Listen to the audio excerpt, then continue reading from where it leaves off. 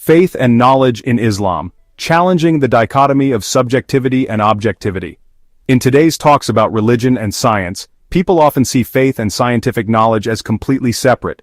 This view says that faith is just about personal feelings, something you accept without needing proof or good reasons, while science is all about things that can be measured and checked in a clear, factual way.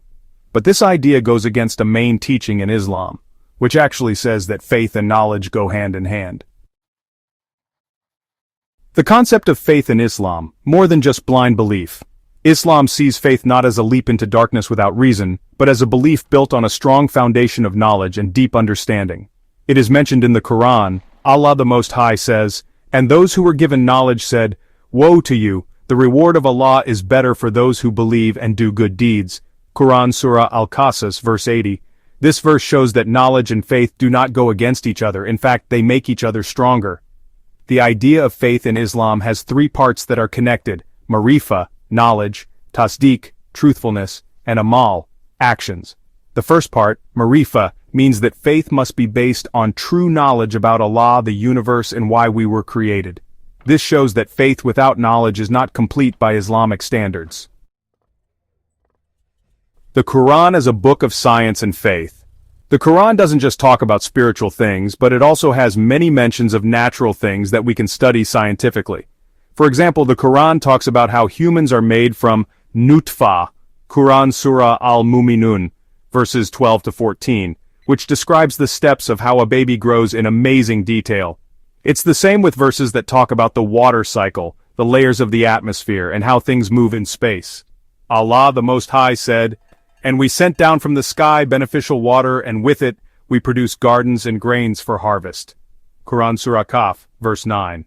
This verse asks people to watch and learn about the water cycle as a sign of Allah's greatness. This shows that studying nature scientifically actually makes faith stronger, not weaker. Scientific methodology in Islam: observation, experiment, and reflection. Islam teaches a way of thinking that is very similar to modern scientific methods. The Quran often uses words like nazara, to see, observe; tafakkara, to reflect; and tadabbara, to observe carefully. These words show that Islam encourages a hands-on and logical way of understanding the world. In the Quran, Surah Al-Ghazali, verses 17 to 20, Allah says, "Do they not look at the camels, how they are created, and at the sky, how it is raised, and at the mountains, how they are set up, and at the earth, how it is spread out?" These verses invite people to carefully observe things in nature as a way to understand Allah's greatness more deeply. Islamic scholarly tradition, proof of faith and knowledge integration. The history of Islamic civilization shows that Muslim scholars and scientists never separated faith from scientific knowledge. Figures like al-Biruni, Ibn Sina, al-Ghazali, and Ibn Rushd are clear examples of how deep faith actually motivated a more intense search for scientific knowledge. Al-Biruni, for example, developed very accurate measurement methods to determine the Earth's circumference. His motivation was not just scientific curiosity, but also to determine the direction of the Qibla with more precision. Similarly, Ibn Sina developed advanced medical theories because he understood that maintaining health is part of the responsibility as a caliph on Earth. Debunking the false dichotomy.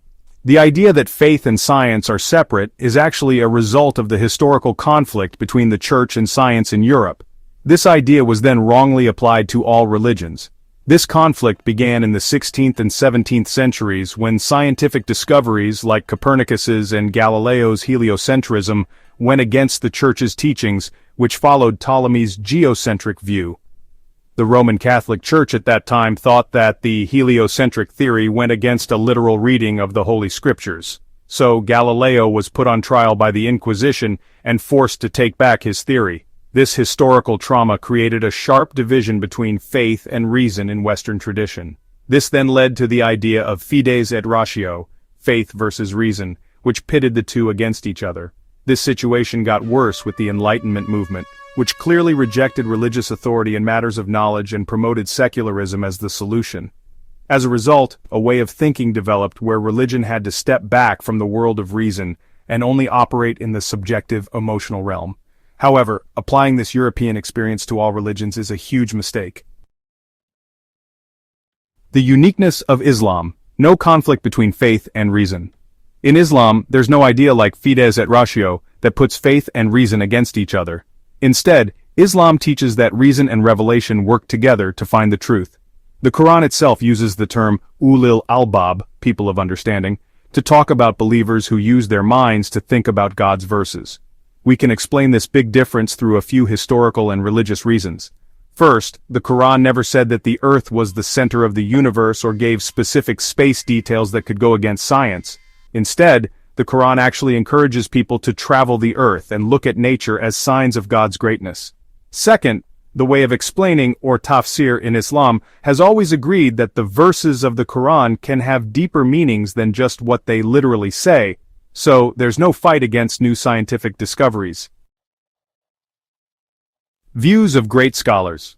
Imam Al-GHAZALI, in his book Ihya Ulumuddin, said that knowing about nature helps us know God better.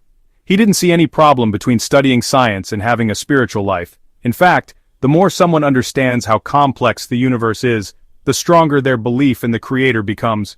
This idea was different from how the Church in the Middle Ages often saw scientific study as a threat to religious power. Ibn Rushd, also known as Averroes, in his work Fasl al-Maqal, even came up with a theory called double truth.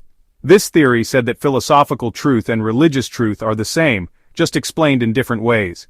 He believed that if there seemed to be a contradiction between reason and revelation, it was because of a mistake in understanding, not a real conflict between them. Practical implications: rational faith and meaningful knowledge. In today's world, bringing together faith and knowledge in Islam has some really practical effects.